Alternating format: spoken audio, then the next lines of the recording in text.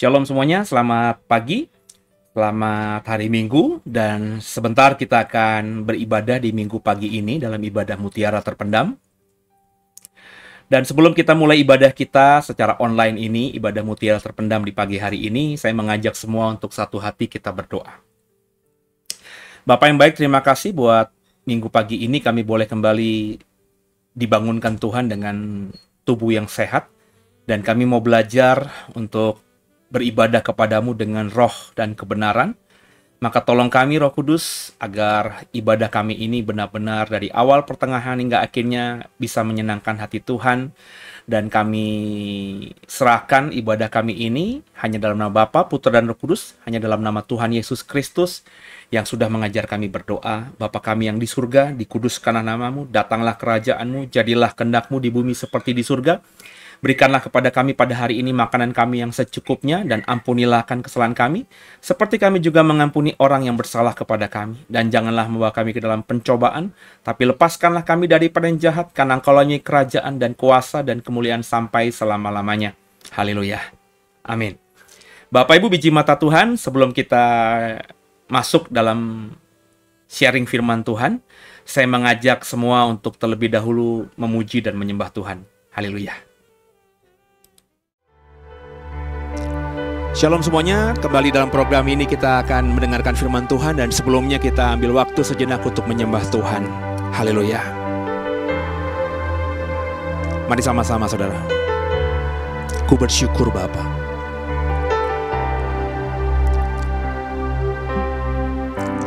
Banyak yang kau perbuat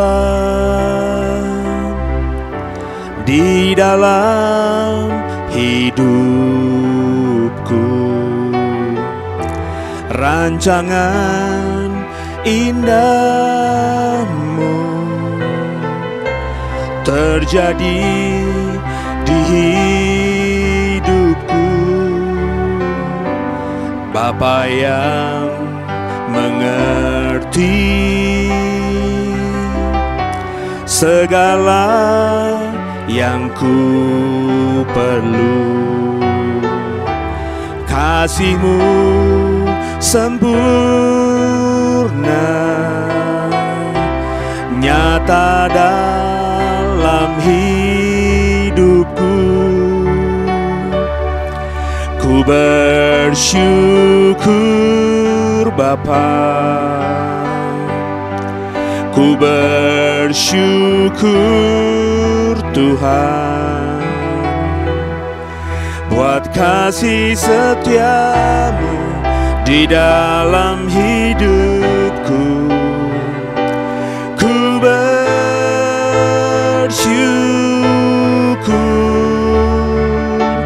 Tuhan.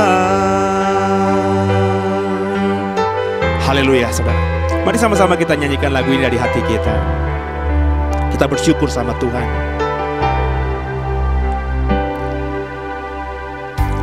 Banyak yang kau perbuat di dalam hidupku, rancangan indahmu terjadi di hidupku. Bapa yang mengerti segala yang ku perlu, kasih-Mu sempurna, nyata dalam hidupku.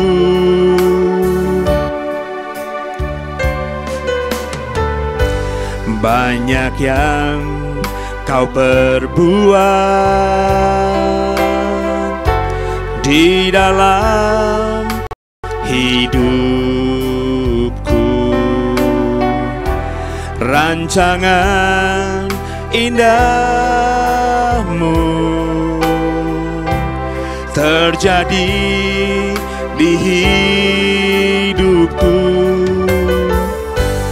Bapa yang mengerti segala yang ku perlu, kasih-Mu sempurna, nyata dalam hidupku. Ku bersyukur Bapa, ku bersyukur Tuhan, buat kasih setiamu di dalam hidupku. Ku bersyukur, ku bersyukur Bapa, ku bersyukur Tuhan, buat kasih setiamu di dalam hidupku. Ku bersyukur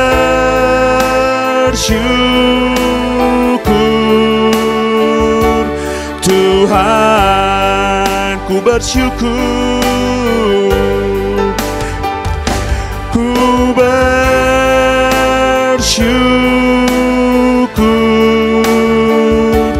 Tuhan.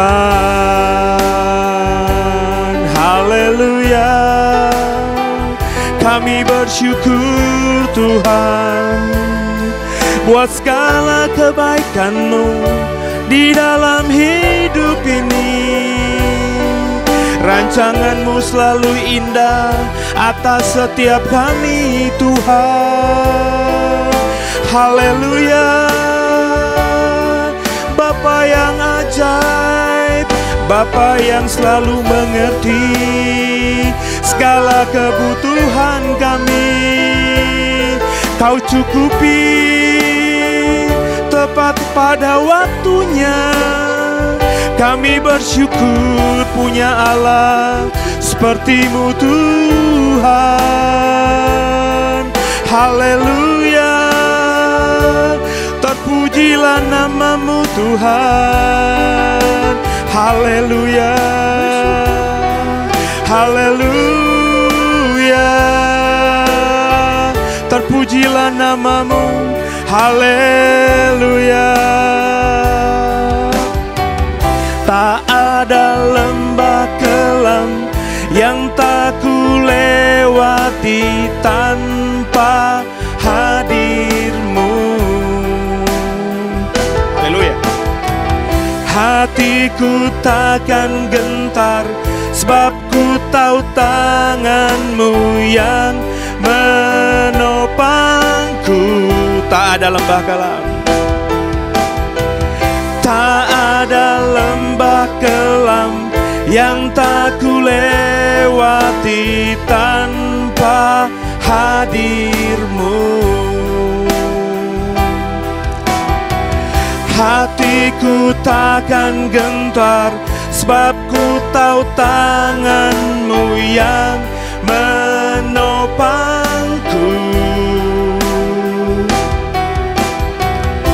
Kaulah Yesus, Kaulah Tuhan, hanya Kau ku percaya. Kaulah Yesus, Kaulah Tuhan, harapan hidupku. Haleluya. Ku bersyukur Bapa, ku bersyukur Tuhan, buat kasih setia-Mu di dalam hidupku. Ku bersyukur,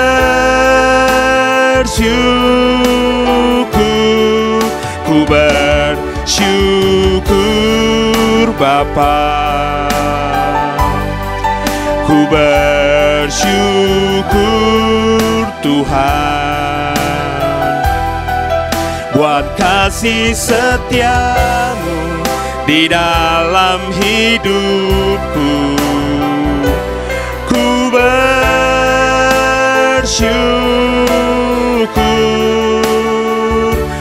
Tuhan, buat kasih setia-Mu Tuhan, buat kasih setia-Mu di dalam hidupku.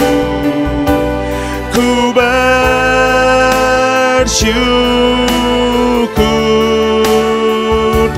Tuhan, buat kasih setia-Mu di dalam hidupku. Ku bersyukur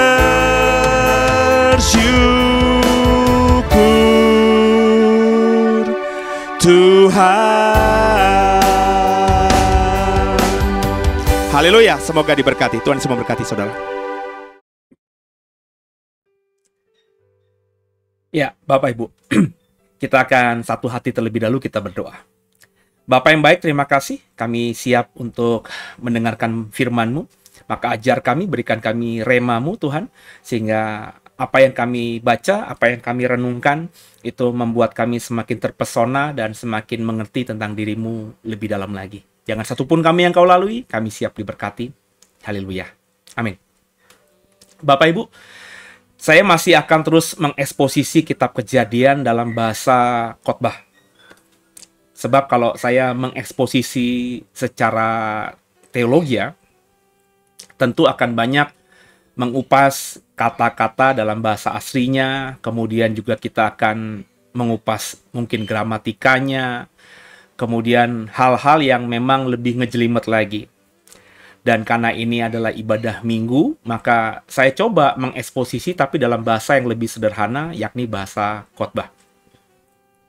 Kemarin kita sudah menyelesaikan tema besar secara seri mengulik tentang penciptaan manusia, ya, penciptaan Adam. Tapi sekarang kita akan masuk dalam materi yang baru, mengulik tentang penciptaan langit dan isinya, ya. Karena memang nggak banyak informasi yang bisa kita dapatkan tentang penciptaan langit itu. Maka meskipun tidak banyak informasinya, coba kita kulik, kita dalami, sehingga Bapak Ibu menjadi orang-orang yang berpikir secara terbuka, dan akhirnya nanti bisa menyikapi ya hal-hal yang mungkin terjadi di masa depan dalam kaitannya soal penciptaan langit. Dan saya berharap Bapak Ibu siap untuk menerima kebenaran firman Tuhan di hari Minggu pagi ini. Kita akan baca Kejadian 1 ayat 1 Bapak Ibu. Ya, sama-sama ya. Pada mulanya Allah menciptakan langit dan bumi. Ya. Pada mulanya Allah menciptakan langit dan bumi. Kejadian 1 ayat 1. Langit di sini menggunakan atau diterjemahkan dari bahasa Ibrani atau kata Ibrani hasamayim. Hasamayim sendiri itu berasal dari kata dasar samayim, ya, yang diterjemahkan oleh LAI menjadi kata langit. Kalau kita melihat kamus Strong's nomor 8064, samayim ini diterjemahkan menjadi kata Inggris heaven atau surga, sorga, dan juga sky atau langit, Bapak Ibu. Jadi informasi tentang penciptaan langit ini ya cuma di Kejadian 1 ayat 1 ini secara spesifik. Sebab di ayat kedua dan seterusnya, ayat-ayat dalam kitab Kejadian 1 itu fokus pada penciptaan bumi dan segala isinya. Jadi langit itu memang tidak menjadi fokus dan tidak menjadi objek dari apa yang akan dibahas oleh Kejadian. Paling tidak penulis kitab Kejadian tidak menggali atau tidak mau memaparkan tentang penciptaan langit. Nah, saya nggak tahu tuh, ya. Apakah memang informasi kalau kita menafsirkan penulis kitab Kejadian adalah Musa? Apakah kita memahami bahwa Musa di zamannya itu tidak punya informasi yang cukup dalam tentang penciptaan langit? Atau Musa tidak dapat pengetahuan dari nenek moyangnya, karena zaman itu kan cerita masih diwariskan turun-temurun via mulut gitu ya. Apakah tidak ada cerita tentang penciptaan langit yang diwariskan turun-temurun gitu, dari mulut ke mulut, dari nenek moyang ke generasi-generasi yang lebih muda? Mungkin saja itu seperti itu, Bapak Ibu. Jadi akhirnya memang penciptaan langit itu kayaknya cuma sebagai cameo saja. Ya. Nah, dalam versi terjemahan Lembaga Alkitab Indonesia, kata samayim, selain diterjemahkan menjadi langit di dalam Kejadian 1 ayat 1, juga diterjemahkan menjadi beberapa kata lain.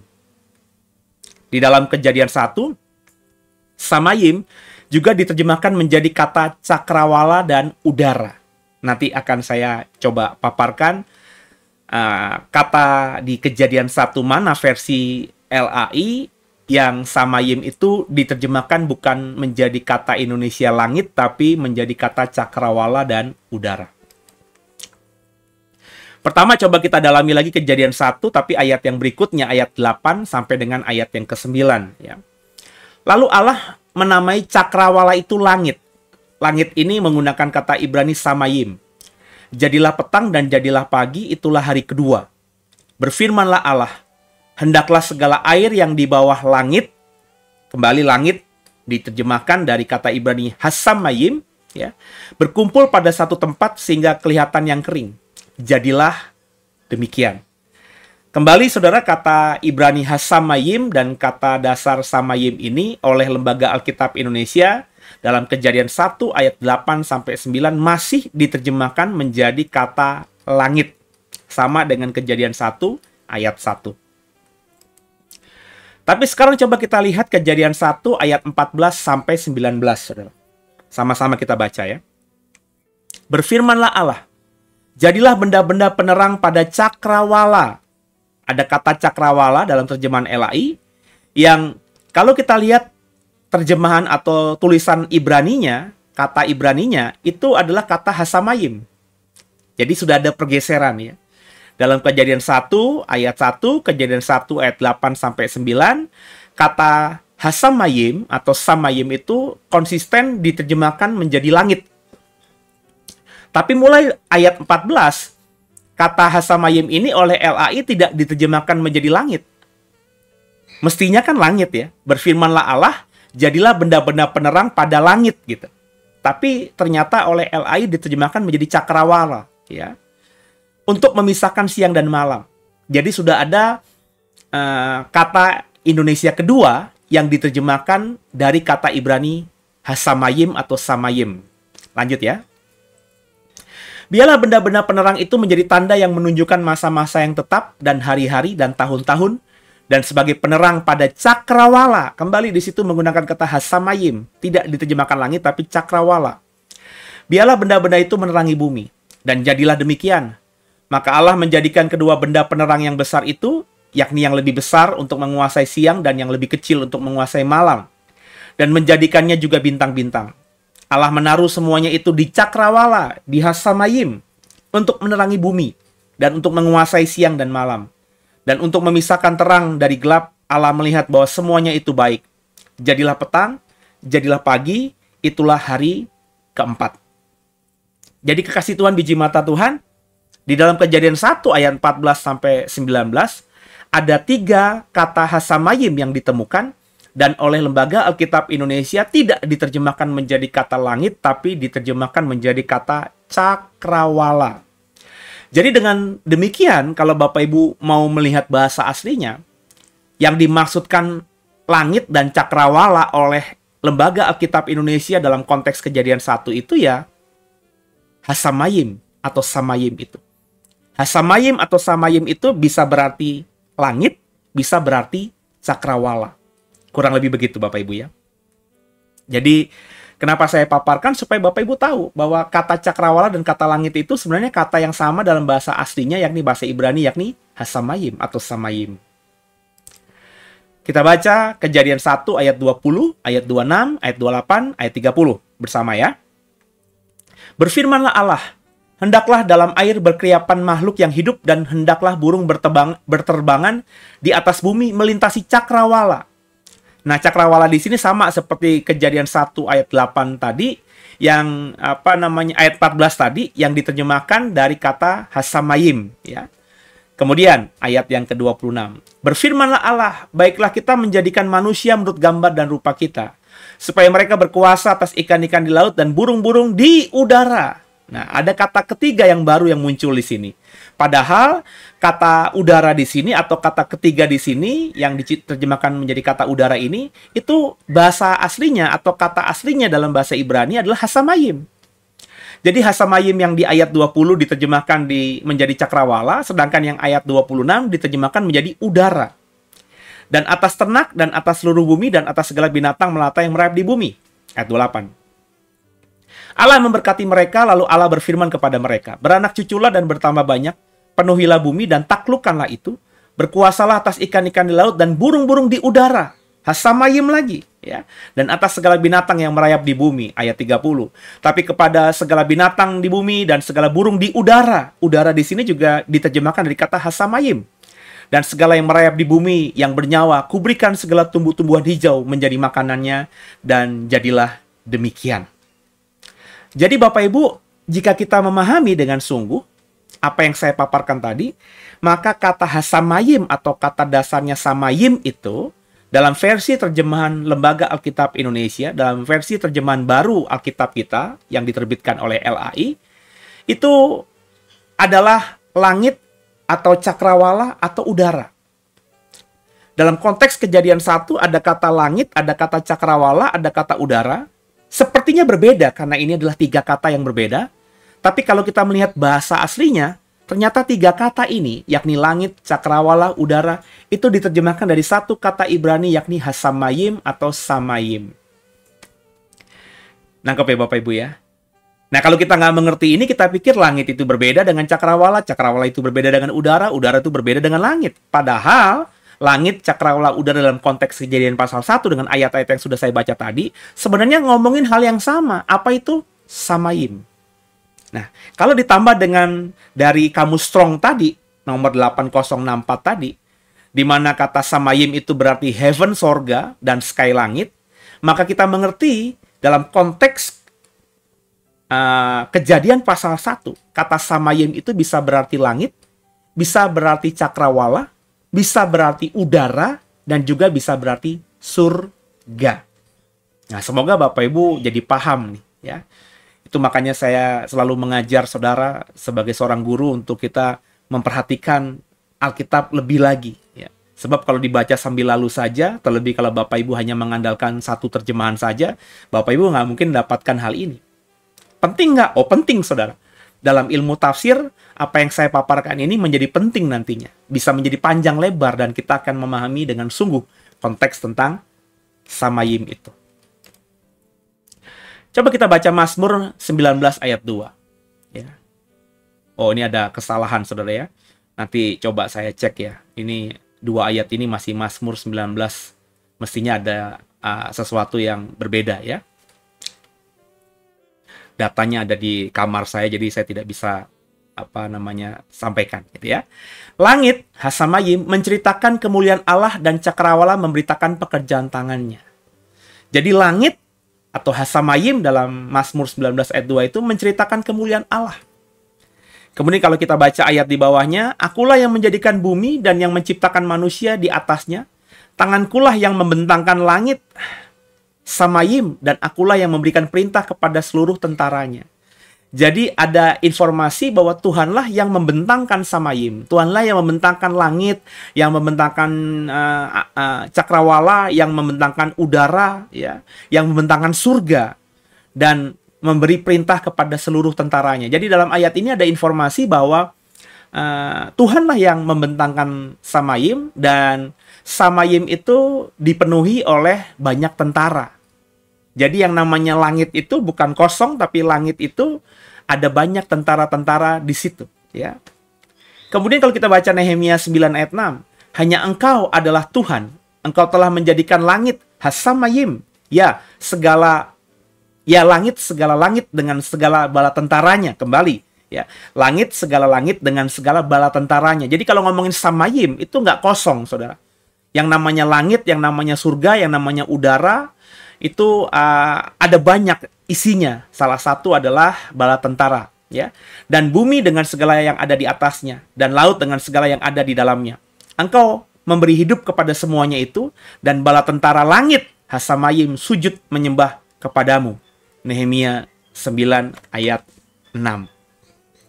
Jadi Bapak Ibu, kalau kita membaca ayat-ayat yang saya paparkan tadi, ya, bahwa langit itu Tuhan yang ciptakan, dan langit ketika Tuhan ciptakan tidak kosong, ya, nggak kosong gitu aja, tapi ada isinya, ya. Salah satu dari ayat-ayat yang kita baca tadi isinya adalah bala tentara. Jadi ada banyak bala tentara di situ. Di mana? Di samayim, di langit, di surga. Jadi bicara soal langit itu bicara soal alam semesta, saudara. Jagat raya atau universum. Jadi ngomongin langit itu bukan cuma sekedar ketika kita keluar, kita melihat ke atas dan sejauh mata memandang itu adalah langit. Langit adalah alam semesta ini atau jagat raya. Termasuk ada surga di dalamnya dan segala isinya. Semua Tuhan yang ciptakan. Alam semesta ini termasuk surga dan segala isinya itu Tuhan yang ciptakan. Semua yang terlihat dengan kasat mata, semua yang tidak terlihat dengan kasat mata, semuanya Tuhan yang ciptakan. Tidak ada satupun yang tidak diciptakan Tuhan. Tidak ada satupun yang ada di alam semesta yang tidak diciptakan Tuhan. Jadi, semoga kita confirm dulu dengan dasar biblical ini, dengan dasar iman Kristen ini. Jadi kalau kita nanti menemukan apapun dengan teknologi yang kita miliki, ada apapun di alam semesta ini, semua itu adalah ciptaan Tuhan. Nah, sekarang coba kita bahas tentang apa sebenarnya yang dimaksud dengan samayim itu. Kalau Bapak Ibu tanya sama saya, yang saya pahami dengan samayim itu yang pertama adalah tadi, alam semesta atau jagat raya, yang kalau kita lihat atau kita baca dalam bahasa ilmiahnya atau bahasa ilmu pengetahuannya, bahwa di langit itu ya ada miliaran galaksi. Ya. Bapak Ibu, yang Bapak Ibu lihat sebagai bintang-bintang itu adalah planet-planet dan juga matahari yang bukan cuma ada satu atau belasan, tapi jumlahnya mengerikan. Mengerikan tuh dalam artian tidak terhitung yang ada di sepanjang atau seluas alam semesta atau jagat raya ini. Coba kita bahas soal bumi dulu. Nanti kita akan ngomongin soal miliaran galaksi itu. Sebab kita pernah belajar ini ketika kita SD, tapi kita tidak mendalaminya. Mungkin SMA, zaman saya dulu ada IPS, ilmu pengetahuan sosial, ada geografi. Mungkin sempat disinggung soal Milky Way atau galaksi Bima Sakti, tapi itu juga cuma lewat begitu saja. Paling yang diingat oleh saya dalam pelajaran tentang galaksi dalam ilmu geografi atau ilmu IPS itu, ilmu pengetahuan sosial itu adalah Bima Sakti saat itu memiliki 9 galaksi, 9 planet. Dulu ya, zaman saya TK, SD, SMA, masih dipercayai ada 9 planet dengan planet terakhir itu Pluto. Tapi kalau ilmu pengetahuan sekarang itu cuma tinggal 8 planet karena Pluto itu tidak termasuk planet seperti layaknya 8 planet lainnya. Ya, silakan Bapak Ibu nanti bisa belajar, cari informasinya di Google kah, di YouTube kah, semua itu sudah menjadi bukan lagi hal yang aneh ya, sudah menjadi rahasia umum. Bumi tempat kita hidup berada di galaksi Bima Sakti, tentu semua kita tahu. Di mana galaksi Bima Sakti memiliki ratusan miliar bintang. Ini yang mungkin nggak banyak saudara tahu. Saya ulangi lagi ya. Bumi, tempat kita berada itu berada di galaksi Bima Sakti. Di mana galaksi Bima Sakti sendiri itu memiliki ratusan miliar bintang. Bayangin ya, ratusan miliar bintang. Dan salah satu dari miliaran bintang itu adalah matahari kita. Jadi matahari yang menjadi alat penerang dan pusat dari tata surya kita atau pusat dari planet-planet yang mengitari matahari itu, ya, itu hanya salah satu dari ratusan miliaran bintang seperti matahari. Ini baru ngomongin galaksi Bima Sakti saja, saudara. Ya, Bapak Ibu jangan naif berkata bahwa di angkasa, di cakrawala, di jagat semesta atau alam semesta jagat raya ini hanya satu galaksi. Tidak. Ada banyak galaksi yang tak terhitung. Nanti saya akan jelaskan ada berapanya. Tapi paling tidak Bapak Ibu harus paham dulu supaya kita bisa mengagumi Tuhan bahwa bumi tempat kita tinggal ini ada dalam apa namanya ya? Dalam kendali satu bintang yang namanya matahari. Matahari ini punya beberapa planet, salah satunya adalah bumi. Nah, selain bintang, galaksi Bima Sakti juga berisi planet yang seperti saya bilang tadi. Bumi salah satunya, ya. Satelit, asteroid, komet, dan berbagai objek lainnya termasuk awan gas dan debu. Nebula dan seterusnya dan seterusnya. Nah, galaksi Bima Sakti adalah galaksi spiral besar dengan diameter sekitar 100.000 tahun cahaya. Jadi kalau gambar yang saya kasih di dalam slide ini adalah galaksi Bima Sakti, maka diameter galaksi Bima Sakti ini atau lebar atau luas atau panjang dari galaksi Bima Sakti ini karena bentuknya spiral, ya, itu adalah 100.000 tahun cahaya. Ini sesuatu ukuran yang aneh ya. Sebab kalau ngomongin ukuran panjang itu kita biasa bermain di area meter, sentimeter kah, meter kah, kilometer kah. Benar ya Bapak Ibu ya. Jadi kalau kita mendengarkan apa namanya ada meteor dengan kecepatan sekian ratus atau sekian ribu tahun cahaya, kita itu apa namanya kebingungan. Ada planet yang letaknya sekitar 1 juta tahun cahaya, kita bingung. Ya, saya jujur cukup terbantu ketika saya mulai atau saya menyukai film-film Hollywood itu Bapak Ibu. Ya seperti misalnya film Avengers itu membantu kita kan ya. Paling tidak meskipun bukan kebenaran tapi kita paling nggak mengerti dengan nonton itu apa yang disebutkan tadi. Ya, dengan 100.000 tahun cahaya kita jadi ngerti itu ya. Oh begini kok. Beginikah kalau kita harus melintasi lorong cahaya gitu yang hampa udara sehingga Nah, kita bisa jumping gitu ya. Dan jumping kita itu bukan main-main, waktunya bukan setahun 2 tahun atau sekilometer 2 kilometer, tapi hitungannya tahun cahaya. Dan saya coba berbagi sama saudara apa yang dimaksudkan dengan tahun cahaya itu ya. Karena saya yakin banyak saudara nggak paham ini.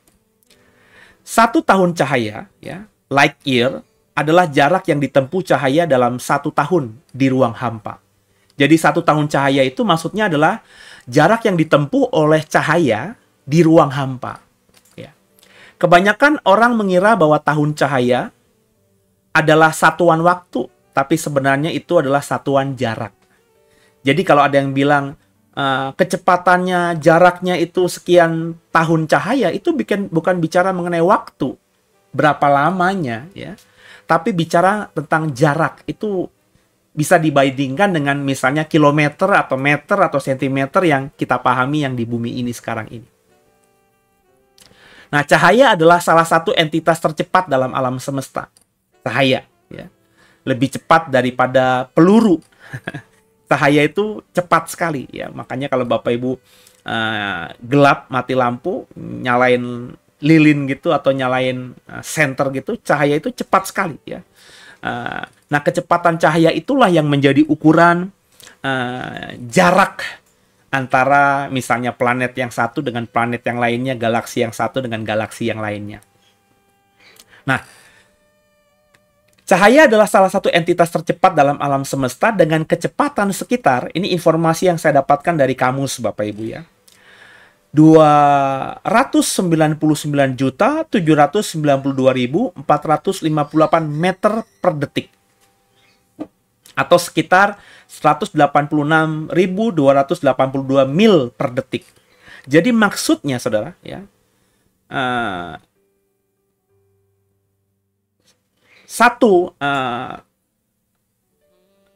atau cahaya itu ya, maafkan saya ulangi ya, cahaya itu adalah ukuran jarak ya. Itu adalah entitas tercepat dalam semesta. Dengan kecepatan, cahaya itu punya kecepatan kurang lebih tadi 299 juta meter per detik. Jadi kecepatan cahaya itu 299.000, lebih tepatnya kita buletin aja ya, 300 juta meter per detik. 300 juta meter per detik itu berarti kurang lebih 300.000 kilometer per detik. Ini alat transportasi apapun yang dimiliki oleh dunia hari ini nggak ada yang bisa sampai seperti ini. Bener ya? 300.000 kilometer per detik. Nah, itu nggak ada, saudara. Ya.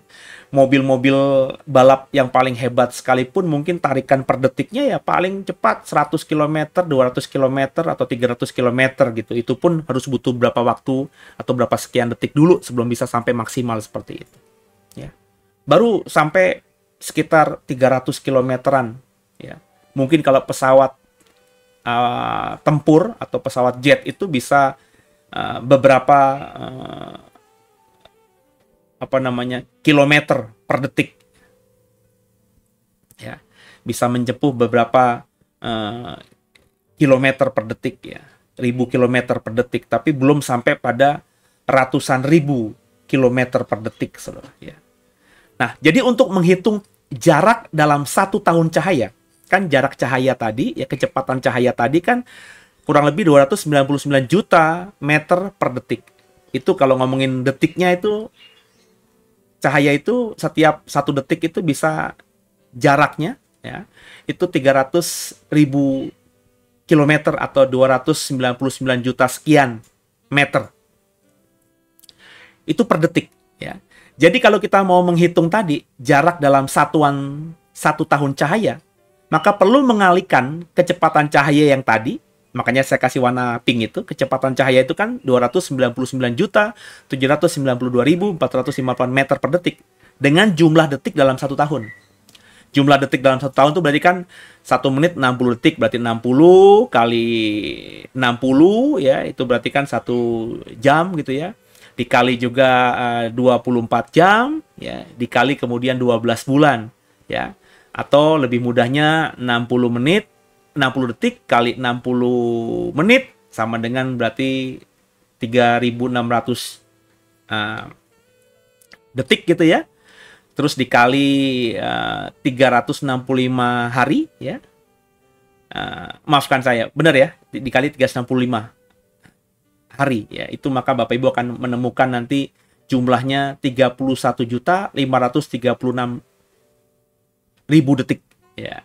Jadi 31.536.000 detik itu adalah jumlah detik dalam 1 tahun. Jadi kalau Bapak Ibu lewati 1 Januari 0001 sampai ketemu lagi 1 Januari tahun berikutnya 0001, itu jumlah detiknya ada 31.536.000 detik. Maka kalau kita mau menghitung jarak 1 tahun cahaya, ya tinggal dikalikan saja. 1 tahun cahaya tadi atau jarak cahaya tadi ya. Itu kan per detiknya 299.792.450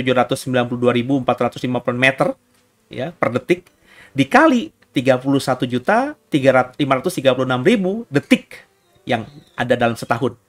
Maka jumlahnya, jaraknya yang akan bisa menjadi satu ukuran ya. 1 tahun cahaya itu berarti berapa kilometer sih? Maka Bapak Ibu akan ketemu 9.461 triliun kilometer. Itulah ukuran 1 tahun cahaya. Jadi misalnya kalau Bapak Ibu mendengar bumi misalnya, contoh saja ya, bumi dengan Mars, itu jaraknya 1 tahun cahaya. Maka Bapak Ibu sekarang ini mengerti bahwa jarak antara bumi dengan Mars itu kurang lebih 9.461 triliun kilometer. Wah, itu bukan jarak yang pendek ya. Itu berapa ribu kali muterin bumi, saudara. Ya. Jadi kita harus juga ingat bahwa galaksi Bima Sakti kita tadi jumlah atau diameternya adalah 100.000 tahun cahaya. Berarti untuk Bapak Ibu bisa memahami diameter dari galaksi Bima Sakti, itu tinggal dikali aja kan. 100.000 dikali 9.461 triliun kilometer, sama dengan ketemu angkanya 900.461.000 triliun kilometer. Itulah diameter galaksi Bima Sakti, saudara. Jadi ini nggak bisa kita bayangkan karena panjang sekali. Ini baru galaksi Bima Saktinya doang, saudara. Ini baru lebar atau diameter atau panjang dari galaksi Bima Sakti saja yang kita bisa ukur kurang lebih 900.461.000 triliun kilometer. Itu berapa nolnya, silakan dihitung sendiri. Itulah diameter galaksi Bima Sakti, saudara. Coba kita belajar fakta agar sedikit lebih paham ya. Kembali kita mundur lagi. Matahari adalah salah satu bintang di galaksi Bima Sakti. Ada ratusan miliar bintang di galaksi Bima Sakti. Matahari adalah salah satu bintang itu. Jadi bintang itu bukannya apa? Bintang itu adalah matahari. Yang kita sebut bintang itu sebenarnya adalah planet-planet yang memantulkan sinar dari bintang masing-masingnya. Ya. Jadi Bapak Ibu kalau lihat nanti malam keluar langit cerah, Bapak Ibu bisa lihat ada banyak bintang itu bertebaran di sepanjang luasnya langit, sepanjang mata kita memandang. Itu berarti adalah planet-planet yang terpantul sehingga refleksi sinarnya tertangkap di bumi, dan matahari-matahari itu, dan maafkan saya, dan bintang-bintang itu, planet-planet itu mendapatkan cahaya dari bintangnya masing-masing, yakni matahari mereka. Jadi matahari itu juga bukan cuma satu. Ya. Kalau misalnya di galaksi Bima Sakti aja ada 100.000 galaksi, maka kurang lebih ya ada 100.000 miliar ya. Kalau ada misalnya di galaksi Bima Sakti itu ada 1 miliar bintang, maka ya matahari ini cuma satu dari 1 miliar bintang itu. Ya.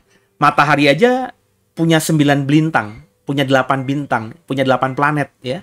Jadi kalau ada 1 miliar bintang atau 1 miliar matahari, ya kalau mataharinya kita saja ada 8 planet, ya 1 miliar matahari lainnya ya kurang lebih punya 9 planet, tinggal dikaliin aja berapa planet di seluruh ada di galaksi Bima Sakti. Jujur aja saya susah untuk membahasakan karena memang saya tidak mendalami hal ini, tapi saya coba menggali supaya saya lebih menghormati Tuhan. Dan saya rindu Bapak Ibu menghormati Tuhan setelah dengar khotbah saya ini. Nah, matahari adalah salah satu bintang di galaksi Bima Sakti. Ada 8 planet yang mengitari matahari, yakni Merkurius, Venus, Bumi, Mars, Jupiter, Saturnus, Uranus, Neptunus. Dulu ada Pluto, tapi Pluto udah dihapus. Tidak termasuk bintang, maafkan saya, tidak termasuk planet di dalam gugusan matahari kita. Coba kita lihat jarak ya, atau periode orbit dari masing-masing planet terhadap matahari kita. Merkurius itu adalah planet paling dekat dengan matahari. Itu periode orbit Merkurius adalah 88 hari. Jadi setiap 88 hari itu sudah ganti tahun. Ya, karena akan mencapai titik orbit yang sama setelah 88 hari. Venus itu periode orbit Venus adalah sekitar 225 hari. Jadi untuk sampai pada titik yang sama, maka Venus butuh 225 hari untuk memutari matahari. Kalau bumi, kita tahu bumi itu ada dalam setahun itu 365 hari. Maka untuk sampai pada titik yang sama, bumi butuh kurang lebih 365,25 hari. Makanya ada tahun kabisat itu, saudara ya. Sedangkan Mars itu mengorbit butuh 687 hari. Udah hampir 2 kalinya dari bumi ini. Jupiter, periode orbit Jupiter adalah sekitar 11,9 tahun. Jadi, 1 tahunnya kita kan 365 hari gitu ya. Nah, kalau kita pakai ukuran tahun di planet Jupiter, maka 1 tahun kita itu adalah 11,9 tahun. Nangkep ya? Jadi, butuh 365 hari kali 11,9 tahun. Karena untuk bisa sampai pada titik orbit yang sama, Jupiter itu butuh waktu 11,9 tahun untuk memutari matahari dalam setahunnya. Saturnus juga demikian. Periode orbit Saturnus adalah sekitar 29,5 tahun. Uranus, periode orbit Uranus adalah sekitar 84 tahun. Neptunus, periode orbit Neptunus adalah sekitar 165 tahun. Jadi, kalau dibandingkan dengan Neptunus saja, ya, waktu periode orbit bumi dengan Neptunus itu sudah rentang waktunya yang jauhnya panjangnya luar biasa. Sebab bumi untuk satu periode orbit itu mengitari matahari cuma butuh 365 hari. Tapi Neptunus, planet yang paling terluar dari planet-planet yang mengorbit pada matahari, butuh waktu sekitar 165 tahun untuk sampai pada titik yang sama. Nangkep ya Bapak Ibu ya. Jadi kalau kita berumur 1 tahun di Neptunus, ya berarti kita sebenarnya sudah ribuan tahun di bumi ini. Ya, karena untuk 1 tahunnya di bumi hanya butuh 365 hari. Sedangkan untuk butuh waktu orbitnya Neptunus sekali orbit terhadap matahari itu dalam setahun itu ya itu sama dengan 165 tahun waktu bumi. Berarti kalau satu waktu orbit bumi itu 365 hari dan Neptunus tuh butuh 165 tahun, tinggal dikali 365 hari aja. Berapa tuh? Ya. Itu udah jumlahnya pasti udah ratusan ribu hari. Ya. Jadi ketika kita umur misalnya 1 tahun tadi, ya berarti 1 tahun kita di Neptunus itu kurang lebih sama dengan tadi saya bilang ratusan ribu usiamu di bumi ini. Luar biasa ya Bapak Ibu ya. Saya berharap Bapak Ibu mengerti apa yang saya paparkan ini, karena dengan keterbatasan ilmu, karena saya tidak pernah mendalami soal astronomi dan geografi dan seterusnya, tapi ketika menemukan fakta ini saya semakin terkagum dengan Tuhan. Waktu yang dibutuhkan matahari dan semua planet-planetnya dalam sekali mengorbit pada pusat tata surya Bima Sakti itu berkisar 225 hingga 250 juta tahun. Jadi tadi kita ngomongin planet-planet yang mengorbit pada matahari. Ya. Jadi kan kita tahu bahwa bumi mengitari matahari, ya. Sedangkan juga kalau kita belajar lebih dalam lagi, matahari kita ini juga mengitari Bima Sakti. Dan Bima Sakti itu punya pusat, ya. Dan matahari kita dengan planet-planet yang ada jumlah 8 tadi butuh waktu untuk memutari pusat dari Bima Sakti itu butuh waktu 225 sampai 250 juta tahun. Jadi Ketika kita pernah baca satu harinya Tuhan sama dengan 1000 tahunnya manusia, ya bagi saya bisa dimengerti. Ya. Karena ya tadi ya, manusia itu yang tinggal di bumi punya waktu yang pendek, tapi kalau itu dipakai waktunya Tuhan atau harinya Tuhan, ya bisa ratusan ribu bahkan jutaan, seperti saya bilang tadi, jutaan tahun di bumi ini. Jadi jumpingnya kalau kita melintasi kayak film kemarin, saya terakhir nonton film The Marvel ya, di mana Captain Marvel ya dengan Miss Marvel naik pesawat antariksa, terus dia mau pergi ke galaksi yang lainnya ya. Dia melewati lorong ya yang cepat sekali ya, dan tiba-tiba dia jumping ada di sebuah galaksi lain yang bukan galaksinya kita ya, Saudara ya. Nah, di dalam galaksi Bima Sakti terdapat 100 sampai 400 miliar bintang seperti matahari kita. Bayangin Bapak Ibu. Ya. Matahari kita saja itu sudah luas, sudah besar. Planetnya memang mungkin cuma 8, tapi ada banyak planet-planet kecil termasuk Pluto yang dihapuskan dari jumlah planet yang mengitari matahari kita. Tapi juga ada tadi ya, awan panas ya, nebula, kemudian juga ada satelit-satelit ya, seperti yang saya bilang tadi, ada benda-benda luar angkasa lainnya. Ya, seperti bulan kan adalah bintang yang mengitari bumi ya, dan planet-planet lain juga punya bulannya masing-masing. Ngomongin matahari dengan planet-planetnya aja itu sudah luar biasa luas, 100.000 cahaya diameternya. Ya. Apalagi galaksi Bima Sakti yang terdapat 100 sampai 400 miliar bintang seperti matahari. Jadi di galaksi Bima Sakti kita di Milky Way ini ada kurang lebih sekitar 200 miliar matahari. Tepatnya berapa nggak ada yang tahu. Makanya dikasih ukuran 100 sampai 400 miliar bintang di galaksi Bima Sakti kita. Ada 100 sampai 400 miliar matahari di planet, di galaksi Bima Sakti ini. Jadi Bapak bisa bayangkan galaksi Bima Saktinya aja itu sudah luar biasa. Dengan diameter tadi 100 tahun, 100.000 tahun cahaya, itu udah luar biasa besar. Kilometernya Bapak Ibu tinggal hitung tadi. Ya, kita sudah menghitungnya, tinggal dilihat slide sebelumnya. Itu baru galaksi Bima Sakti doang. Fakta juga agar paham, para astronom sempat mengarahkan teleskop ruang angkasa Hubble ya, ke bidang kecil langit selama 11,3 hari. Ini dalam ilmu atau jurnal yang saya temukan. Dan memuat data, teleskop itu hanya diarahkan pada satu bidang selama 11,3 hari. Dan akhirnya memuat data galaksi-galaksi dari yang dekat hingga yang sangat jauh. Hasilnya, satu bidang kecil tadi yang dilihat dari teleskop Hubble tadi, itu dipenuhi oleh hampir 10.000 galaksi dengan berbagai bentuk dan ukuran. Jadi, ada dalam, ya teleskop kan melihat hanya ruang kecil saja gitu ya. Selama 11 harian lebih, nggak dipindah-pindahkan, diarahkan ke situ saja. Itu bisa ditemukan kurang lebih 10.000 galaksi seperti galaksi Bima Sakti.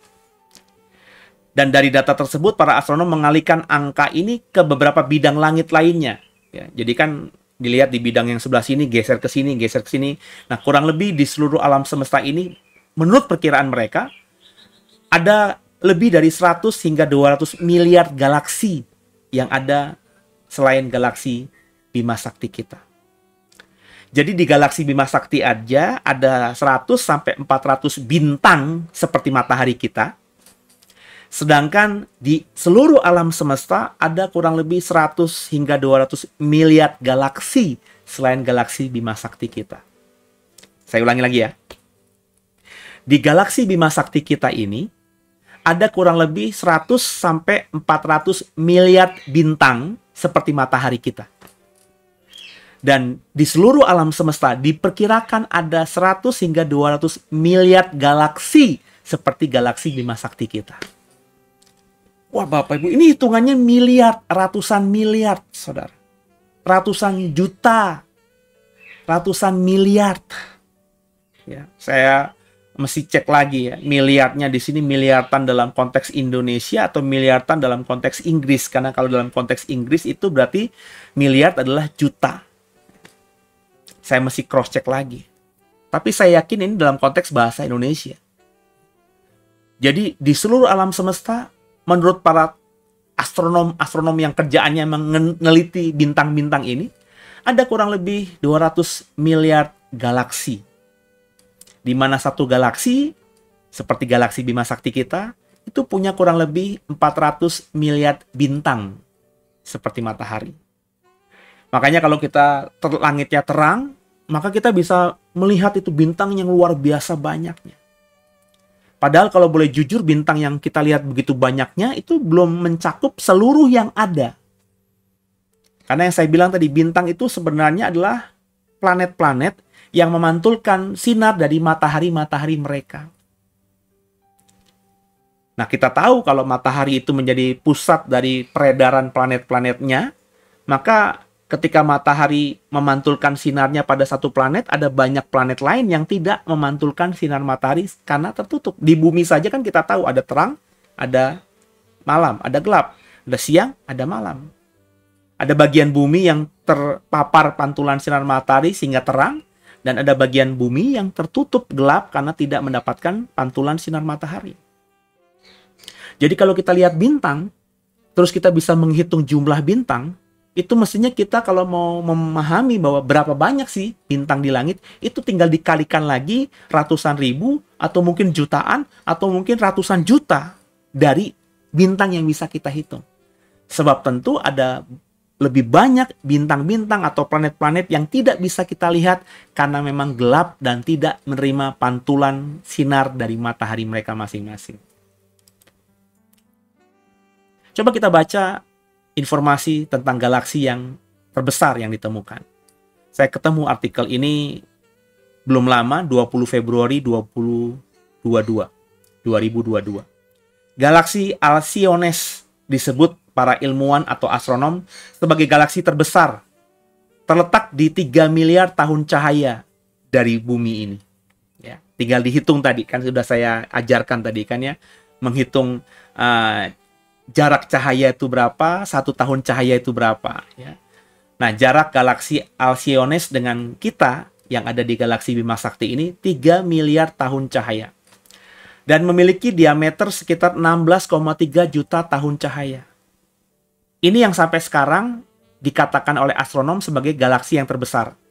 Karena kalau kita bandingkan dengan galaksi Bima Sakti yang diameternya cuma 100.000 tahun cahaya, maka galaksi Alcyones ini galaksi yang luar biasa, yang memiliki ukuran 160 kali lebih luas diameternya daripada galaksi Bima Sakti kita. Bayangin ya, galaksi Bima Sakti kita yang cuma punya diameter 100.000 tahun cahaya saja, punya kurang lebih 100 sampai 400 miliar matahari.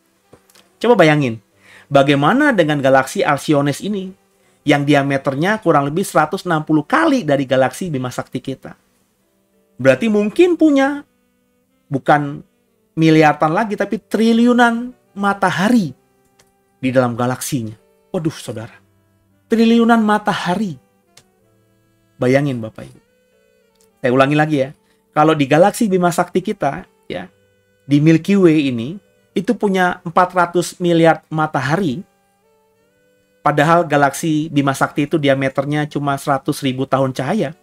Coba bandingkan dengan galaksi Alcyones ini, yang diameternya itu 16,3 juta tahun cahaya. Bandingkan 16 juta dengan 100.000 diameternya Bima Sakti. Jomplang sekali. Nah, diameter galaksi Bima Sakti yang 100.000 tahun cahaya ini saja bisa menampung kurang lebih 400 miliar matahari.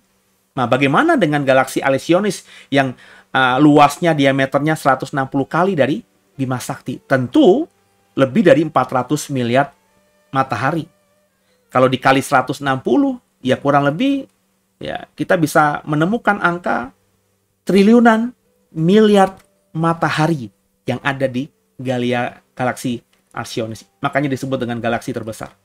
Apakah nanti ada galaksi terbesar lainnya? Ya kalau ilmu pengetahuan kita semakin canggih, kita punya teleskop dan juga punya benda-benda yang bisa melihat alam semesta lebih jelas lagi, tentu kita akan menemukan galaksi yang besar-besar lainnya di kemudian hari. Saya coba cari lagi fakta galaksi terkecil yang ditemukan. Galaksi terkecil yang pernah diamati bernama Sagdik, ya, yang merupakan singkatan dari Sagittarius Dwarf Irregular Galaxy atau galaksi kerdil tak beraturan Sagittarius. Sagdik ini berada di rasi bintang Sagittarius. Galaksi Sagdik jaraknya sekitar 3 juta tahun cahaya dari bumi. Ya. Cukup jauh kalau dihitung kilometer, tapi dibandingkan dengan yang lainnya ini relatif dekat dengan bumi. Nah, diameter galaksi ini 3.000 tahun cahaya. Bima Sakti tadi berapa? Bima Sakti tadi diameternya 100.000 tahun cahaya. Sedangkan galaksi Sagdik ini hanya 3.000 tahun cahaya. Jadi jauh lebih kecil dibandingkan galaksi Bima Sakti yang diameternya sekitar 100.000 tahun cahaya. Ya, jauh kecil sekali. Ya. Tapi meskipun demikian juga itu ukurannya bukannya cuma ribuan kilometer, tapi bisa miliaran kilometer, saudara. Nangkap ya Bapak Ibu ya. Inilah fakta yang saya temukan, yang saya bisa bagikan kepada saudara di ibadah minggu ini tentang ngomongin langit. Itu mungkin nggak ngomongin ribuan atau miliaran galaksi yang ada di alam semesta ini. Berdasarkan ilmu pengetahuan sampai hari ini, ada galaksi yang terbesar tadi, yang diameternya 160 kali dari Bima Sakti. Dan ada juga galaksi yang kecil, seperti yang saya sebutkan ini, Sagdik ini, yang jauh lebih kecil dari galaksi Bima Sakti kita. Dengan semua fakta ilmiah ini, Bapak Ibu, saya ingin Bapak Ibu untuk berpikir dewasa, berpikir dengan terbuka. Apakah tidak ada kemungkinan adanya kehidupan lain di alam semesta selain di bumi? Sebab kita terlalu kaku, apalagi teolog-teolog zaman dulu yang belum punya ilmu pengetahuan, belum punya informasi tentang alam semesta dengan miliaran galaksi yang ada. Mereka berkata bahwa makhluk hidup itu hanya ada di bumi. Tapi dengan saya jelaskan tadi ya, di luar sana ada kurang lebih sekitar 200 miliar galaksi seperti galaksi Bima Sakti kita ini. Apakah tidak mungkin ada satu, ya kalau satu terlalu sedikit sekali ya, tapi paling tidak masakan dari 100 atau sampai dengan 200 miliar galaksi lain di galaksi Bima Sakti ini, apakah nggak ada satu planet kecil yang seperti bumi? Kita nggak usah ngomongin galaksi di luar Bima Sakti aja deh. Saya sudah jelaskan kepada Bapak Ibu tadi. Di slide sebelumnya tinggal dicek lagi. Bahwa di galaksi Bima Sakti kita ini ada 100 sampai 400 miliar bintang. Ada 100 miliar sampai 400 miliar matahari. Kita tahu dalam sistem peredaran bumi itu mengitari matahari. Mataharinya kita ini loh. Matahari kita ini punya 8 planet. Sedangkan di galaksi Bima Sakti ada kurang lebih bahkan sampai 400 miliar matahari. Dengan tentu mereka punya planet-planet yang bisa sama 8, bisa lebih sedikit, bisa juga jauh lebih banyak.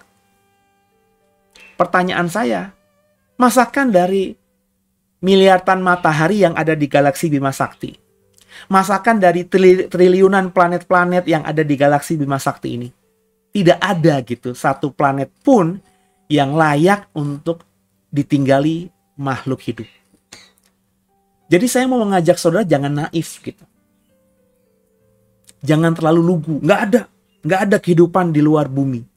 Alkitab hanya mengatakan kehidupan ada di bumi. Iya, kalau Bapak Ibu ukurannya Kejadian 1, ya memang seperti itu. Karena informasi soal penciptaan langit cuma ada di Kejadian 1 ayat 1 yang saya bilang tadi cuma cameo. Pada mulanya Allah menciptakan langit dan bumi. Langsung ayat 2-nya, ayat 3-nya, ayat 4-nya, dan seterusnya, itu fokus pada apa yang diciptakan Tuhan di bumi dan segala isinya. Langit nggak dibicarakan lagi. Tapi apakah dengan fakta-fakta tadi ada ratusan miliar galaksi yang ada di alam semesta ini? Ada bahkan mungkin jutaan triliun yang tidak terhitung planet-planet yang ada di semesta ini. Masakan tidak ada satupun yang bisa menjadi planet yang bisa ditinggali oleh makhluk hidup? Pelajaran pertama, Alkitab memang tidak bicarakan soal ini. Ya, makanya kita nggak boleh berdebat soal hal ini. Tapi karena saya sedang mengeksposisi kejadian 1, saya harus membagikan tafsiran saya kepada saudara. Bahwa saya meskipun tahu Alkitab tidak mengatakan apa-apa soal langit ini, tapi Alkitab juga tidak memberikan informasi lain.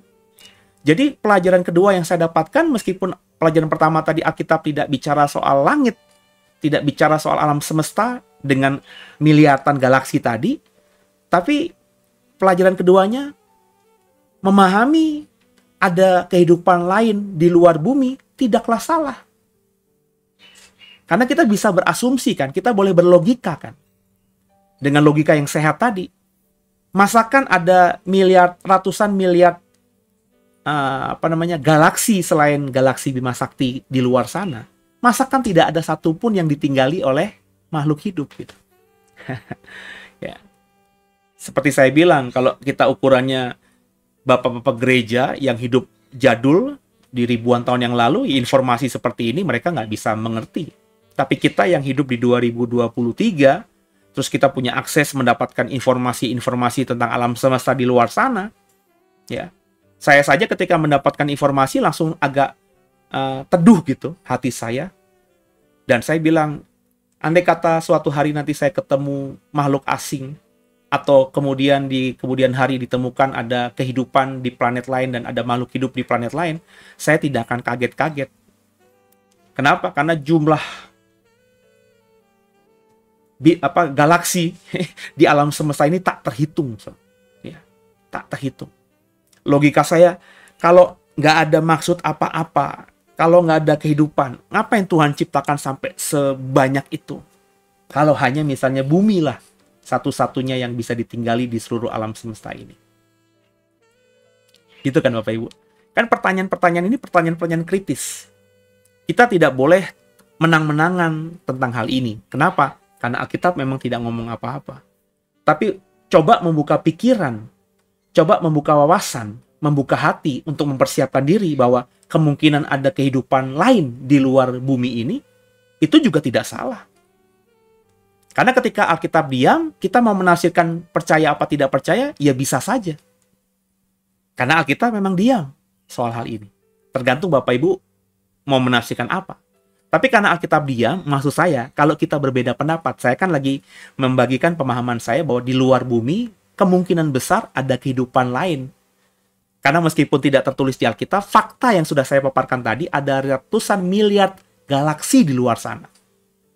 Yang bahkan jauh lebih besar daripada galaksi Bima Sakti kita. Masakan nggak ada kehidupan di luar sana? Nggak usah jauh-jauh deh. Nggak usah ngomongin galaksi di luar Bima Sakti. Di galaksi Bima Sakti kita saja, seperti saya bilang tadi, ada 100-400 miliar matahari seperti matahari kita. Memang di sistem matahari kita, dari 9 planet itu, dari 8 planet yang memutari matahari, itu baru bumi yang sangat yakin ada penghuninya. Mars itu bisa layak huni tapi masih punya catatan-catatan. Ya. Orang-orang pintar, astronom-astronom sedang mengerjakan supaya nanti katanya Mars menjadi layak untuk kita tinggali dan kita bisa pindah, move on ke sana. Saya sempat tergoda dulu di beberapa tahun yang lalu memahami bahwa Yerusalem baru, langit baru, bumi baru, jangan-jangan bukan itu muncul, tapi kita pindah gitu. Kita yang membawa diri kita pindah, dan Tuhan izin pindah ke planet yang lainnya. Yang dinamakan juga bumi. Ya, terbuka kemungkinan. Ya. Jadi, bicara mengenai makhluk asing, makhluk luar angkasa, UFO gitu ya, bisa ada, bisa tiada. Ya. Silahkan Bapak Ibu. Kalau saya sih tidak bisa berani berkata dengan yakin ada atau tidak ada, tapi paling tidak saya mempersiapkan diri. Andai kata tiba-tiba lagi jalan ke mall, tiba-tiba ketemu alien seperti gambar ini, ya saya tidak akan kaget. Kenapa? Ya karena saya sudah memahami bahwa ada kemungkinan mereka itu ada. Ya. Kita nggak bisa taklek bilang nggak ada atau ada. Kenapa? Karena Alkitab diam. Kecuali Alkitab berkata, ya kita harus memegang itu ya, di atas ya, tidak di atas tidak. Kan begitu Bapak Ibu. Tapi biarpun demikian, fakta agar Bapak Ibu juga paham bahwa manusia adalah makhluk spesial Tuhan. Kalau kita mempercayai bahwa alam semesta ini yang menciptakan adalah Tuhan, manusia adalah makhluk spesial Tuhan. Alkitab kita mengatakan demikian. Diciptakan menurut gambar dan rupa Tuhan, diciptakan memiliki nafas hidup Tuhan, punya hikmat, punya nismat hayimnya Tuhan. Sehingga saya mungkin berbeda pendapat dengan banyak astronom, banyak ahli-ahli luar angkasa lain yang mengatakan mungkin yang namanya UFO, makhluk luar angkasa itu jauh lebih intelijen, jauh lebih pintar daripada manusia. Kalau dalam konteks ini saya kok tidak memahami demikian. Yang saya pahami, Alkitab saya mengatakan bahwa Tuhan menciptakan manusia spesial dibanding makhluk hidup lainnya, paling nggak makhluk hidup yang ada di bumi ini. Maka saya cukup meyakini bahwa spesies yang namanya manusia seperti kita ini ya spesies terpintar di seluruh alam semesta. Jadi andai kata ke depan kita ketemu tentang kehidupan di planet-planet lain, itu mungkin kehidupan yang jauh lebih primitif daripada kehidupan yang kita jalani di hari-hari ini. Itu yang saya pahami. Jadi agak berbeda dengan film-film Hollywood yang mengatakan bahwa UFO itu adalah makhluk yang jauh lebih pintar daripada manusia. Ya kalau mereka kan berimajinasi di luar Alkitab. Kalau kita harus membaca Alkitab. Ya. Meskipun UFO itu tidak ada di Alkitab, meskipun Alkitab tidak ngomong ada kehidupan di luar bumi, tapi kita juga harus terbuka. Karena Alkitab diam, berarti kemungkinan juga ada. Tapi mengatakan bahwa ada makhluk hidup lain yang jauh lebih pintar daripada manusia, ya saya agak meragukan itu karena saya masih memegang Alkitab. Di mana Alkitab kita mengatakan bahwa kita ini adalah makhluk spesialnya Tuhan. Nangkap ya Bapak Ibu ya. Kemudian kalau kita bicara soal samayim berikutnya, ya, maka Bapak Ibu dan saya harus memahami bahwa kalau bicara samayim itu juga bicara mengenai sorga, heaven. Nah, surga bicara tentang sebuah alam roh tempat kediaman Tuhan. Di mana kita paham Tuhan itu maha, artinya kediamannya juga maha. Nggak mungkin dong kalau Tuhannya maha, kediamannya itu bisa diukur 3 kali 3 meter, 3 juta kali 3 juta meter, nggak gitu dong. Kalau Tuhannya itu maha, berarti kediaman juga maha, tak terukur.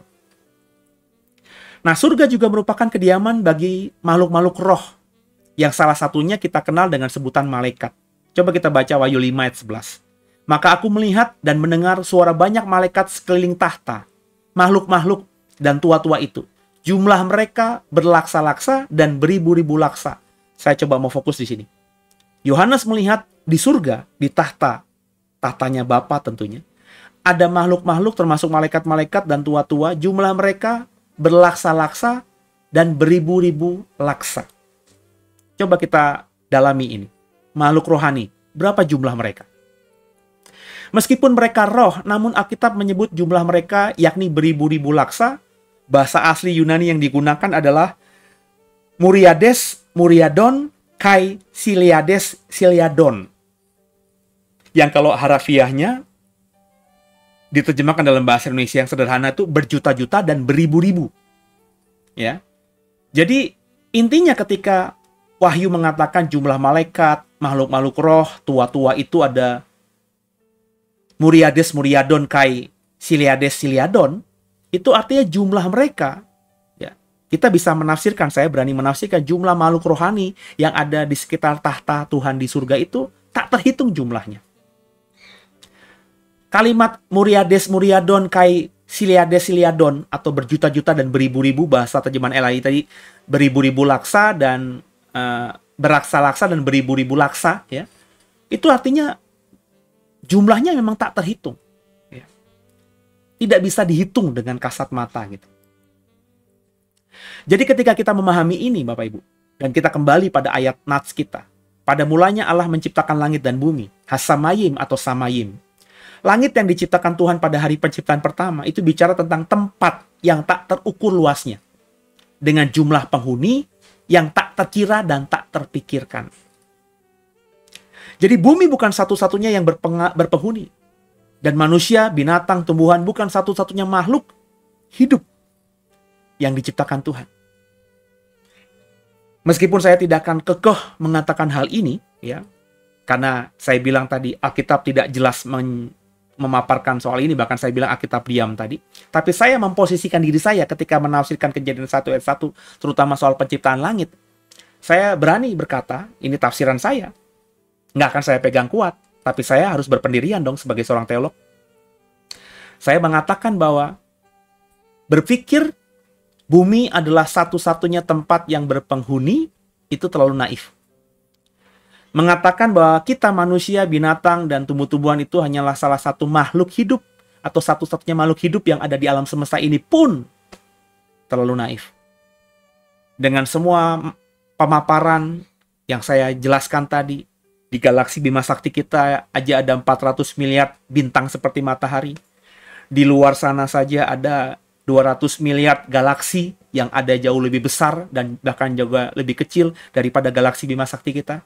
Masakan dengan jumlah yang tak terhitung itu, yang tak terukur itu, yang nggak bisa dipahami dengan akal itu, nggak ada kehidupan di sana. Jadi saya menyiapkan hati saya untuk itu. Andai kata tidak ada dan taksiran saya salah ini pun tidak akan membuat saya sesat dan masuk neraka kan. Tapi andai kata benar, ya saya tidak akan menyalahkan Alkitab. Karena Alkitab memang diam. Nah, ketika Alkitab diam, artinya ya bisa kita tafsirkan. Dan andai kata ke depan saya bertemu, saya bilang tadi alien, saya tidak akan kaget. Karena saya memahami, ya memang besar kemungkinan di luar sana ada kehidupan. Jika bumi yang sangat kecil dibandingkan alam semesta diciptakan Tuhan selama 6 hari, bumi kan diciptakan 6 hari kan? Lalu apakah alam semesta cukup diciptakan Tuhan hanya dalam sehari? Kan hari ketika Tuhan menciptakan langit itu kan hari pertama.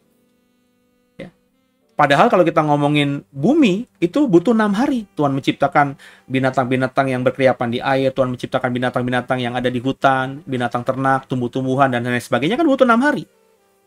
Padahal bumi kita bisa jelajahi. Sedangkan alam semesta belum ada teknologi yang bisa menjelajahi alam semesta. Ya. Bagian yang bisa dikerjakan kita sekarang paling manusia katanya pernah ke bulan. Itu pun katanya diragukan. Neil Armstrong itu katanya diragukan juga ke bulan. Karena kalau bisa ke bulan, kenapa sampai sekarang nggak pernah lagi ada misi yang bisa sampai ke bulan? Kayaknya kebetulan banget. Padahal itu adalah teknologi jadul banget dibandingkan teknologi kekinian yang lebih canggih. Yang berikutnya, ya, kalau bumi kita jelajahi aja Tuhan ciptakan 6 hari, masakan alam semesta yang saya bilang tadi, terdiri dari ratusan miliar galaksi yang jauh lebih besar daripada galaksi Bima Sakti kita. Ya, itu hanya diciptakan dalam sehari, kan nggak mungkin, saudara. Ya. Jadi menafsirkan satu hari penciptaan sama dengan 1 kali 24 jam itu patut dipertanyakan. Ini sudah saya sampaikan. Memahami bahwa hari pertama itu berarti ya 1 kali 24 jam. Hari kedua itu ya 1 kali 24 jam berikutnya. Ini sesuatu yang patut kita pertanyakan. Matahari dan bulan sebagai patokan ukuran 1 kali 24 jam belum ada ketika penciptaan langit kan. Matahari kan baru diciptakan di hari ketiga. Sedangkan hari pertama Tuhan menciptakan langit. Jadi belum ada ukuran 1 kali 24 jam itu. Jadi mengatakan bahwa penciptaan hari pertama itu sama dengan 1 kali 24 jam, itu juga harus dipertanyakan. Yang kedua, konsep 24 jam dalam satu hari pertama kali digunakan oleh peradaban Sumeria Babilonia, itu yang tercatat dalam arkeologi di Mesopotamia kuno. Mereka menggunakan sistem waktu berbasis 60 seksagesimal, yang kemudian diadopsi oleh banyak peradaban selanjutnya. Satu hari dibagi menjadi 12 jam, siang dan 12 jam malam. Yang saya mau katakan, dunia ini punya peradaban dan kemudian dikembangkan oleh peradaban berikutnya dengan informasi bahwa setiap hari itu ada 24 jam, itu baru muncul berdasarkan bukti arkeologi ya. Itu baru muncul pertama kali di zaman peradaban Sumeria Babilonia di Mesopotamia kuno. Di zaman mungkin sekitar Abraham, saudara. Ya. Jadi sebelum Abraham, itu belum ada waktu 1 kali 24 jam itu. Yang saya mau katakan, ketika kita akhirnya membaca di kitab Kejadian, pada hari pertama, hari kedua, hari berikutnya, itu Musa yang menulis. Kalau kita mengimani kitab Kejadian, Musa yang menulis. Tapi harus dipahami, Musa menulisnya dengan pemahaman dia yang sudah ada bahwa satu hari itu 24 jam. 12 hari siang, 12 jam siang, 12 jam malam, 24 jam. Musa sudah punya pemahaman begitu. Tapi melihat aslinya, karena kan Musa hidup bisa ratusan sebelum penciptaan ini, ribuan, jutaan tahun, nggak ada yang tahu. Saudara. Nah sebelum itu ya nggak ada ukuran waktu itu. Jadi saya sekarang ini ingin membagikan kepada saudara bahwa penciptaan 6 hari itu nggak bisa kita pahami bahwa itu sama dengan 6 kali 24 jam seperti waktu sekarang atau seminggu seperti waktu sekarang kita. Nggak bisa begitu, saudara. Sebab zaman itu belum ada waktu. Meskipun matahari dan bulan yang menjadi ukuran penentuan 24 jam itu sudah ada di hari ketiga, tapi fakta arkeologi mengatakan bahwa manusia yang beradab, ya, budaya manusia yang peninggalannya terbaca, yang menyatakan bahwa mereka sudah punya pemahaman bahwa satu hari itu 24 jam, itu baru muncul di zaman Sumeria, Babilonia. Jadi penciptaan langit tak bisa ditafsirkan dengan sederhana. Alkitab relatif diam, tapi fakta ilmiah semakin hari semakin terbuka. Manusia sulit memahami langit. Harus siap dan terbuka terhadap langit.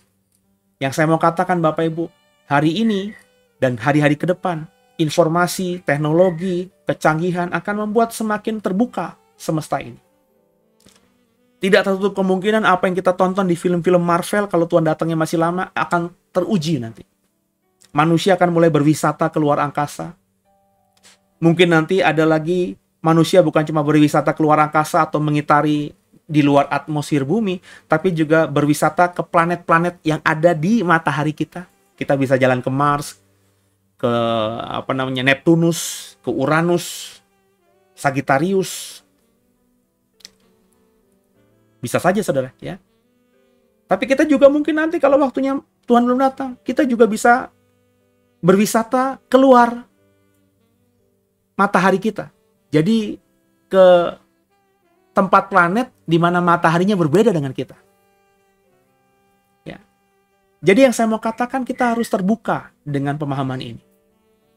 Hari ini saja apa yang saya paparkan kepada saudara itu tidak dipahami oleh orang-orang yang hidup, maafkan saya, 100 tahun yang lalu. Apalagi 1000 tahun yang lalu. Apalagi 2000 tahun lalu di zaman perjanjian baru. Mereka nggak pahami. Rasul-rasul nggak paham ini. Apalagi nabi-nabi perjanjian lama nggak paham ini. Ya. Mereka cuma paham langit, paham matahari, paham bulan, paham bintang. Tapi mereka tidak mengerti apa itu matahari. Mereka berpikir matahari cuma satu. Tapi kata kita sekarang, bodoh kalau kita mengatakan matahari di semesta ini cuma satu. Di galaksi Bima Sakti kita aja ada 400 miliar matahari. Itu baru di Bima Sakti, belum di galaksi-galaksi lainnya. Ya.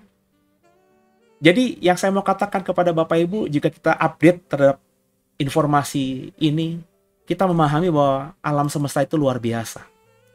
Alam semesta begitu dahsyatnya, ya. Alam semesta begitu luasnya, tak bisa kita hitung, tak bisa kita memahami langit, tak bisa kita memahami Samayim.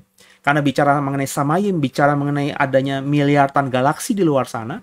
Bicara Samayim, kita juga bicara mengenai adanya sorga, di mana ada makhluk-makhluk yang roh yang tidak bisa kita lihat, yang jumlahnya itu tadi, ya, berlaksa-laksa dan beribu-ribu laksa. Berjuta-juta dan beribu-ribu. Luar biasa, saudara. Saya rasa ibadah minggu ini cukup sekian dulu. Paling tidak saya membuka pikiran saudara bahwa ketika kita bicara mengenai Samayim, ini bukan bicara mengenai suatu tempat yang kosong tak berisi. Ketika kita memahami Samayim itu adalah langit, kita tidak bisa berkata langit itu ya cuma sekedar yang kita lihat saja. Ada banyak misteri yang tidak bisa kita temukan atau kita pahami di dalam Samayim. Terlebih, kalau kita ngomongin Samayim itu juga bukan cuma bicara fisik, tapi spiritual, roh. Di mana isinya adalah bala tentara Allah. Yang jumlahnya, kalau kita baca Wahyu 5 tadi, ada beribu-ribu laksa. Ya. Ada berjuta-juta dan beribu-ribu. Semoga saudara dengan memahami ini akhirnya lebih menghormati Tuhan, menghargai Tuhan, dan semakin memposisikan diri bahwa kita tanpa Tuhan, kita dengan Tuhan itu nggak ada apa-apanya. Kecil sekali. Saya ketika memahami ini coba membayangkan bayangan pikiran saya bahwa bumi tempat saya hidup ini hanya setitik debu seperti yang ada di gurun Sahara. Satu tetes air di tengah Samudra Hindia. Dan saya itu ada di bagian yang lebih kecil lagi, karena yang saya analogikan tadi kan bumi ya. Saya akhirnya memahami bahwa saya ini apalah dibandingkan dengan Tuhan.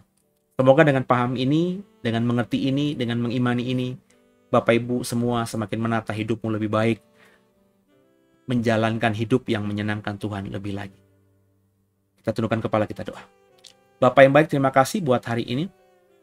Kami belajar banyak tentang alam semesta, tentang penciptaan langit, di mana kami diajarkan tadi bahwa langit itu bukan bicara suatu lokasi di mana kosong, tapi langit yang kami pelajari dalam ilmu pengetahuan itu luar biasa. Bahkan nggak bisa dibayangkan bahwa bumi tempat kita tinggal itu bahkan nothing, nggak ada apa-apanya dibandingkan dengan apa yang ada di alam semesta. Galaksi Bima Sakti tempat bumi ini ada pun itu hanya satu dari ratusan miliar galaksi lainnya yang ada di semesta ini. Mestinya kita memahami bahwa ada kemungkinan kehidupan yang ada di luar sana. Dan kami memahami bahwa semua itu bisa terjadi karena memang Tuhan itu luar biasa. Tuhan menciptakan semuanya indah teratur sedemikian rupa. Dan mampukan kami Roh Kudus agar kami bisa hidup yang semakin menyadari kapasitas kami. Sehingga kami nggak kurang ajar. Kami bisa menempatkan diri dengan posisi yang tepat di hadapan Tuhan. Dan sebagai ucapan syukur kami akan pemahaman baru ini, kami ingin memberikan persembahan syukur kami. Sucikan tangan kami, kuduskan rupiah kami, sehingga persembahan yang kami beri kepada Tuhan ini menjadi persembahan yang hidup, persembahan yang menyenangkan hati Tuhan. Dan biarlah lewat korban syukur kami ini, persembahan kami ini seperti dupa yang harum dan menyenangkan Tuhan. Haleluya. Amin. Bapak Ibu, siapkan hati kita. Jangan datang kepada Tuhan dengan tangan yang hampa. Berikan persembahanmu kepada Tuhan. Lewat pelayanan JKIDW, persembahanmu akan dikelola dengan baik. Selamat memberi dengan sukacita. Kalau ada yang mau mengembalikan persepuluhan juga, nanti akan tersedia nomor rekening dan juga QRIS yang Bapak bisa jadikan alat untuk menyalurkan persembahanmu, menyalurkan persepuluhanmu kepada Tuhan untuk mendukung pelayanan kami JKIDW. Tuhan Yesus memberkati. Selamat memberi dengan sukacita.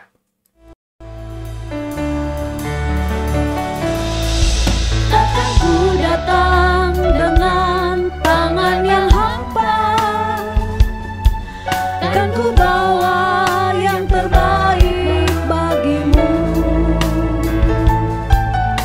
Dengan senang hati dan aku nyatakan rasa syukurku untuk kebaikanmu.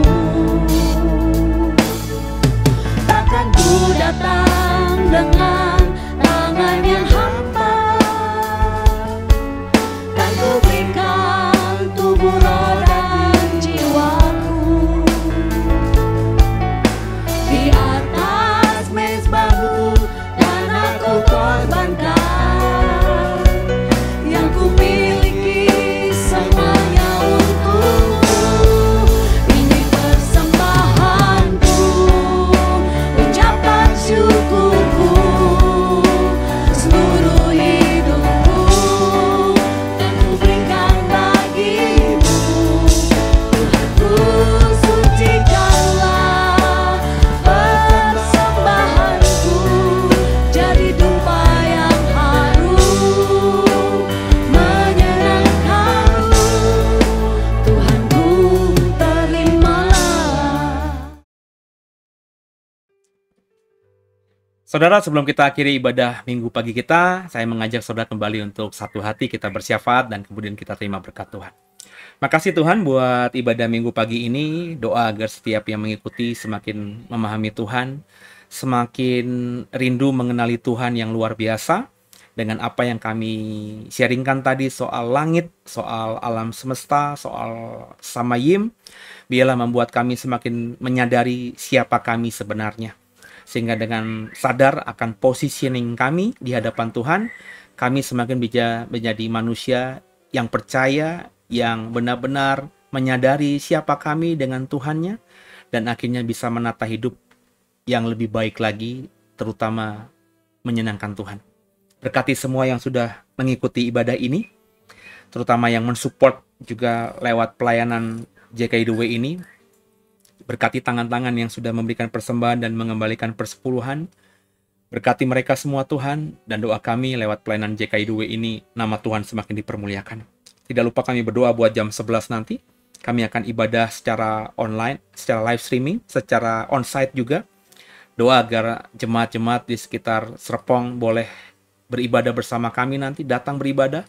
Dan biarlah kebenaran firman Tuhan yang disampaikan juga semakin memberkati, membuat kami semakin mengenal dan mengerti Tuhan Yesus yang sejati. Terima kasih Tuhan buat segalanya. Kami doa agar bangsa ini Tuhan berkati. Tuhan doa agar orang-orang jahat, orang-orang yang rakus akan kekuasaan, orang-orang yang sombong, yang berpikir bahwa mereka bisa menguasai negeri ini. Tuhan, kami berdoa dalam nama Yesus, kami patahkan kuasanya dalam nama Yesus. Doa agar yang muncul nanti Tuhan adalah pemimpin-pemimpin yang benar-benar Tuhan redoi, Tuhan izinkan untuk menjadi pemimpin bangsa ini. Kami rindu presiden dan wapres nanti yang terpilih adalah presiden dan wapres yang benar-benar membawa bangsa ini semakin baik ke depannya. Tuhan tolong kami, berikan kami pemimpin yang baik, yang berkenan di hati Tuhan. Dan kami serahkan semuanya ke dalam tangan Tuhan karena kami tahu Tuhan pasti memberi yang terbaik buat setiap kami. Ampuni salah dosa kami. Yesus Kristus adalah Tuhan Juru Selamat kami yang hidup. Dan ke dalam tangan-Mu lah kami serahkan tubuh, jiwa, roh kami. Kekasih Tuhan, arahkan hatimu dan terimalah berkat Tuhan. Seperti Tuhan memberkati Abraham, Ishak, dan Yakub, berkat yang sama kita terima dalam nama Tuhan Yesus Kristus. Kita semua diberkati jadi kepala, gak pernah jadi ekor, naik gak pernah turun. Apa yang kita kerjakan Tuhan buat berhasil. Dan biarlah mulai minggu pagi ini yang namanya damai sejahtera dari Allah Bapa, kasih karunia, pengampunan, penebusan yang kita terima lewat penebusan Yesus di atas kayu salib, dengan darahnya yang tercurah untuk mengampuni kami, serta pernyataan Roh Kudus yang sempurna sampai akhir zaman. Kami percaya membuat kami dan keluarga kami bisa menjadi manusia-manusia yang hidup di bumi seperti di surga. Dan kami percaya ada waktunya Tuhan nanti ketika Maranatha, kami semua diangkat di awan-awan kemuliaan, dan di bawahnya kami semua masuk dalam kerajaan surga kekal selama-lamanya, ke langit baru, ke bumi baru, ke Yerusalem baru. Yang diberkati yang percaya katakan dengan iman. Amin. Haleluya. Kekasih Tuhan, biji mata Tuhan, jangan lupa nanti jam 11 kalau Bapak Ibu bukan di Serpong, silakan mengikuti lagi live streamingnya jam 11. Saya akan mengajarkan tentang Tuhan Yesus yang saya imani, Tuhan Yesus yang Alkitab katakan. Semoga Bapak Ibu semakin mengerti, dan kalau nanti serinya diikuti lengkap, saya percaya kita akan jadi penginjil-penginjil Tuhan yang akan bisa menangkan banyak orang untuk kemuliaan nama Tuhan. Sampai jumpa di lain kesempatan. God bless you. Tuhan Yesus memberkati semuanya.